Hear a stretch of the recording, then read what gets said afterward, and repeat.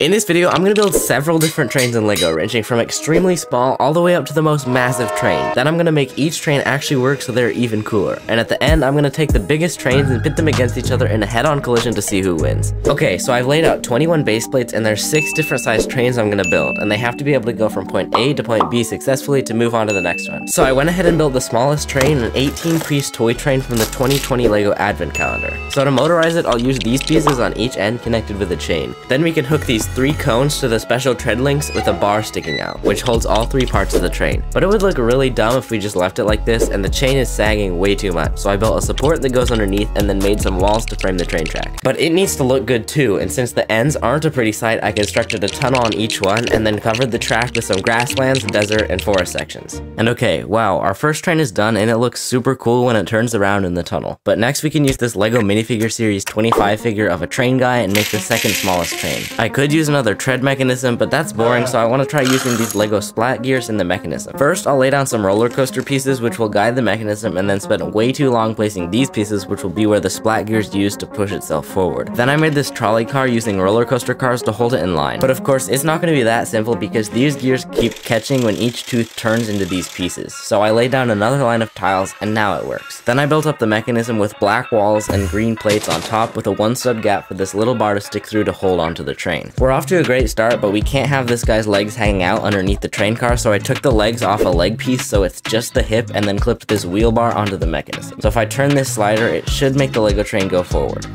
Let's go, it actually works.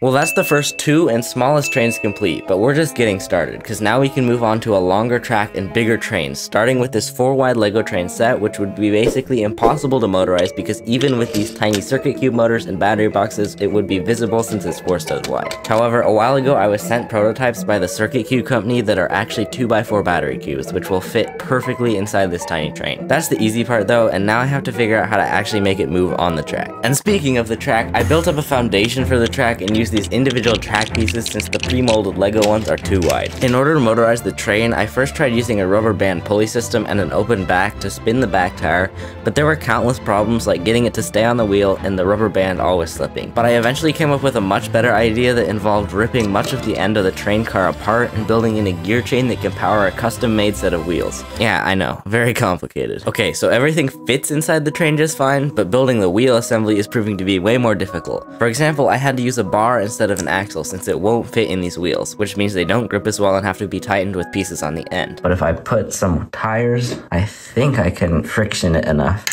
and I can basically make my own motor connection, which would work the same as LEGO's larger version, so I'm gonna try and build that. And that's just one of the many problems I faced. But after plenty of variations, I got the train to actually move along the track. It's super slow because I can't fit a gear ratio into the train to make it faster, but it gets the job done. To finish it off, I simply added 2 stations on either end and some leaves in between. Alright, is it gonna make it?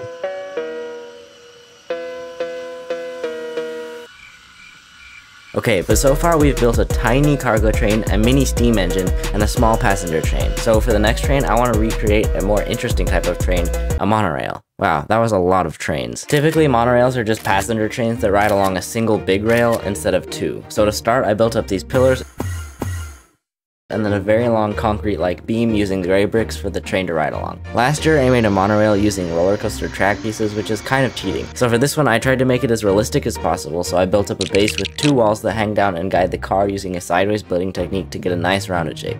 Then I motorized it with a tire built into the middle of the front car using a technique where I sandwiched a gear into the tire since the wheel had a Technic hole and not a Technic axle. But the tires I tried using were just barely too small, and when I lowered them, slightly too big. So to have enough friction, I put a rubber band around it so that it could actually push and pull. Then I finished off the walls with some slanted windows at the front and back and tested it. Thankfully, it has just enough weight to push itself forward and back, because before when I tested it, it was too light and would just jump up and down. And with that done, we now have 4 working trains, from the smallest change-of train to a minifigure costume train using splat gears to move it, a 4-stud wide train fully motorized, and now a working monorail that's actually realistic this time. But with all those complete, let's now move on to the final 2 largest and longest trains. The trains keep getting longer and taller, so I placed down some supports to raise up track number 5. How did I manage to mess that up? I think a cargo train would be cool, so I built this locomotive from an old LEGO set and constructed a train car with a shipping container on it. But obviously that doesn't move, so I stole the motor and battery box off my LEGO passenger train, and now we can watch it move back and forth. And don't forget, once both of the largest trains are built, we'll be pitting them against each other in a head-on collision. And now for the final train, I want to build a double-decker sleeper train. So to get inspiration, I bought one of the largest LEGO train sets ever released.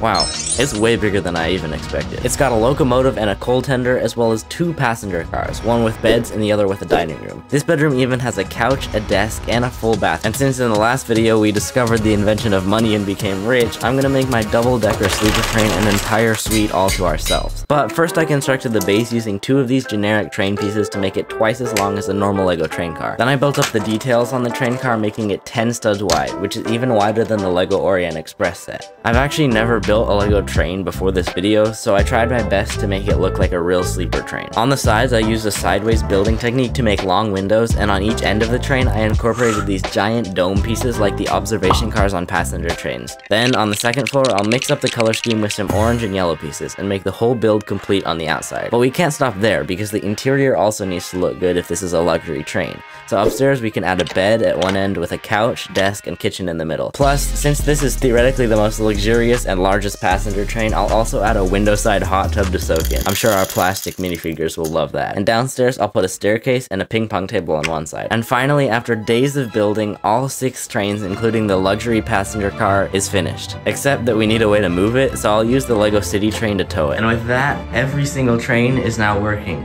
From the smallest all the way to the biggest. Let's see if they all work. First, with the small one, we can just turn this crank and the train goes forward. Then we have the second smallest train, which as you can see goes all the way across and back and forth. Next we have the mini train. It's a LEGO set and fully motorized on the inside. It is very slow, but it does work. And it does get to the end, but we don't have time for that. Then, after that tiny train, we have this monorail, which is sort of minifigure scale, that moves along the track. Then finally, after all the different small trains, we move on to the longest of the trains, starting with this custom cargo train trailer and this old set, which moves along the track. I may have started the train crash a little early there. That was not planned. And finally, the very last, very largest train. I actually stopped it this time. But they can't just look cool, so I'm gonna simulate one massive crash between the 2 biggest ones.